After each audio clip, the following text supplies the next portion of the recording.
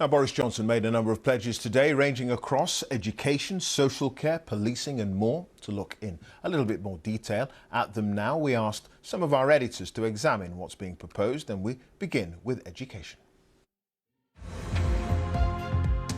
Today from the new Prime Minister, a promise to level up funding in schools across England. But that may not be enough to take the political sting out of this issue.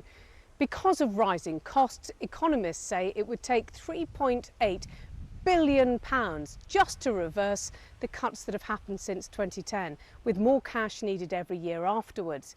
The other priority, England's further education colleges, desperate for better funding, essential to improving technical and vocational skills for the challenges ahead. How will we pay for the support we need with day-to-day life as we live longer and with more disabilities? Arguably, the most pressing issue awaiting the new Prime Minister is the crisis in adult social care. In homes up and down the country, families are confronted by an overstretched, underfunded and unfair system. Councils are lining up to tell the PM about a £3.6 billion funding gap by 2025. And health bosses warn if social care isn't fixed, then the NHS will buckle under the strain.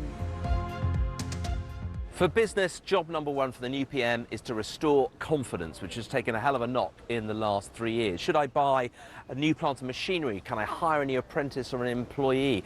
Confident that there are no nasty surprises around the corner, which is why for most businesses, no deal is a horrible outcome. But beyond Brexit, it's things like infrastructure, road, rail, digital connections. What's the immigration policy going to look like? Where am I going to get the workers of the future? Those are the issues that matter if the PM is going to restore that magic quality, confidence.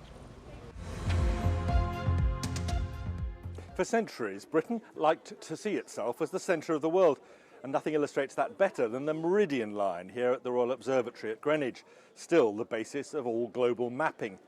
But Britain's reputation in the world is now in more doubt than ever before. So one of the biggest foreign policy challenges facing the new Prime Minister is how to restore some of that lost reputation, partly caused by recent political paralysis. His instinct may be to get as close as possible to the Trump presidency, partly in hopes of a favourable transatlantic deal. But there are risks in that, particularly in the middle of a Gulf crisis, when Britain's policy towards Iran is so very different from Washington's.